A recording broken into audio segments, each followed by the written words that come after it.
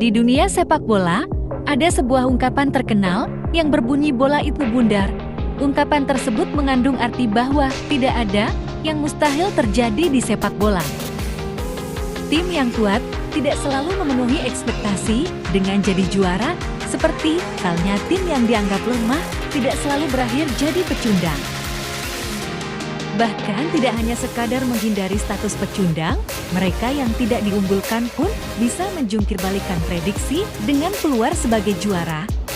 Setidaknya sudah ada 5 tim sejak milenium baru yang berhasil menorehkan pencapaian langka tersebut. Berikut kisah mereka. Yang pertama, FC Porto, Liga Champions tahun 2003-2004. Sebelum tahun 2004, FC Porto memang sudah pernah menjuara Liga Champions Eropa pada tahun 1987. Bahkan di musim tahun 2002-2003 pun, mereka sudah sempat unjuk gigi dengan menjuarai Piala UEFA. Tapi tahap kedua kesuksesan itu tidak serta-merta membuat anak asuh Jose Mourinho diunggulkan untuk memenangi Liga Champions pada tahun tersebut. Namun sepak bola memang tidak bisa diterka semudah itu. Porto yang saat itu dimotori pemain-pemain lokal macam Ricardo Carvalho, Deco, dan Manikli justru mampu tampil gemilang. Mereka melaju hingga babak final dengan menyisihkan tim-tim yang lebih diunggulkan seperti Manchester United dan Lyon, serta mengandaskan tim kejutan lain Deportivo La Coruna di semifinal. Liga Champions musim itu memang terbukti syarat kejutan, karena tim yang menantang Porto di babak final pun ternyata sama-sama berstatus underdog, yaitu AS Monaco.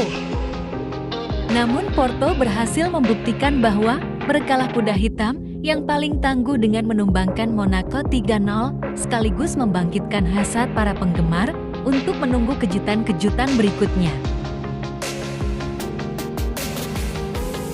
Yang kedua, Timnas Yunani, Piala Eropa tahun 2004.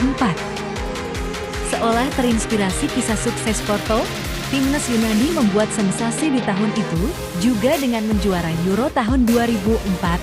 Padahal sebelumnya mereka baru sekali tampil di Piala Eropa yaitu tahun 1980. Itu pun hanya mentok di fase grup. Maka, ketika Yunani berhasil lolos langsung dari babak kualifikasi sebagai juara grup, banyak orang mengira itu hanya kejutan sesaat. Tapi siapa sangka, kejutan itu terus berlanjut di putaran final, mengandalkan pertahanan rapat dan keterampilan memanfaatkan set piece. Skuad negeri para dewa sukses menyisihkan tim-tim yang lebih diunggulkan seperti Spanyol, Prancis, dan Republik Ceko hingga akhirnya mencapai babak final untuk menantang tuan rumah Portugal. Dengan nyaris seisi stadion berada di pihak Portugal, keberuntungan Yunani tampaknya akan habis juga. Tapi lagi-lagi Angelos Charisteas dan kawan-kawan sukses membalikan seluruh prediksi dan berhasil mengungguli Cristiano Ronaldo CS. Yunani menang 1-0 dan merebut trofi mayor mereka yang pertama sekaligus satu-satunya hingga saat ini. Ketiga, Timnas Irak, Piala Asia tahun 2007.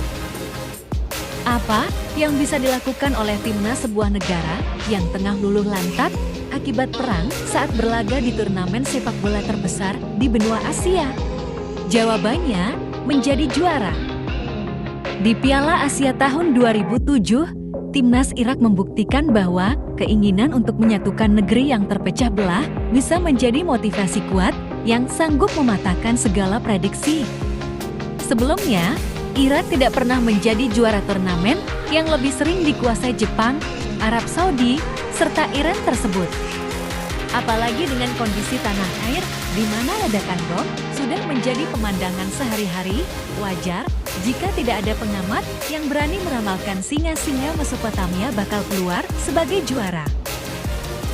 Namun Younis Mahmud dan kawan-kawan tahu bahwa negeri yang menggilai sepak bola tersebut akan bersatu jika mereka sanggup memboyong trofi. Maka Irak dengan gagah berani terus melaju menyisihkan Thailand, Vietnam, Korea Selatan, dan akhirnya Arab Saudi di babak final, berondong peluru pun kembali terdengar di Baghdad bukan pertanda perang, melainkan perayaan kesuksesan Irak jadi tim terbaik Asia untuk kali pertama. Keempat, VfL Wolfsburg, Bundesliga tahun 2008-2009.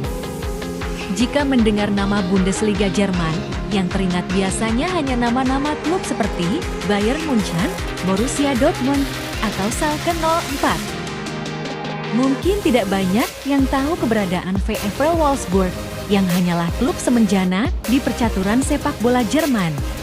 Namun tahukah kamu bahwa mereka pernah membuat kejutan besar dengan menjuarai Bundesliga tahun 2009?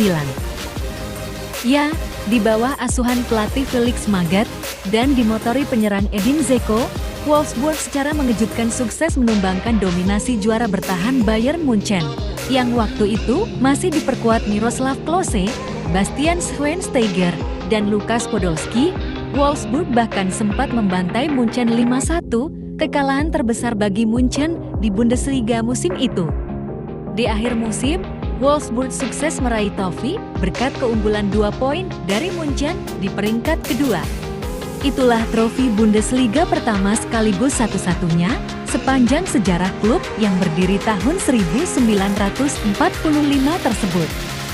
Plus, dua penyerang mereka yaitu David dan Edin Dzeko berhasil memuncaki daftar top skor dengan masing-masing 28 dan 26 gol, luar biasa. Yang terakhir, Leicester City, Liga Premier Inggris tahun 2016. Dari semua kisah tim underdog yang jadi juara, kisah Leicester City pada musim Premier League tahun 2015-2016 bisa dibilang paling fenomenal. Betapa tidak, saat itu mereka sama sekali belum pernah meraih trofi bergengsi, mereka juga baru kembali promosi ke Premier League semusim sebelumnya, yang mereka tutup di posisi 14 dengan hanya selisih 3 poin dari zona degradasi. Sudah begitu, mereka bermain di Premier League, salah satu liga terketat di dunia yang dipenuhi tim-tim dengan kekuatan finansial fantastis. Sementara, skuad asuhan Claudio Ranieri hanya bermaterikan pemain-pemain murah yang saat itu belum memiliki nama besar. Siapa yang cukup gila untuk meramalkan tim seperti itu bakal jadi juara? Namun sekali lagi, sepak bola memang tidak bisa ditebak semudah itu. Trevor tanpa diduga sanggup melesat sendirian ke tangga juara. Mereka bahkan sudah dipastikan meraih mahkota juara saat masih punya 2 laga sisa. Unggul 10 poin dari peringkat kedua, Leicester pun mengukir keajaiban yang disebut striker Jamie Vardy sebagai peristiwa sekali dalam 5.000 tahun yang mungkin takkan pernah terulang lagi. Itulah 5 tim yang pernah mengukir sejarah dengan menjadi juara meskipun sama sekali tidak diunggulkan. Kisah mereka menegaskan fakta bahwa tidak ada yang mustahil di dunia ini.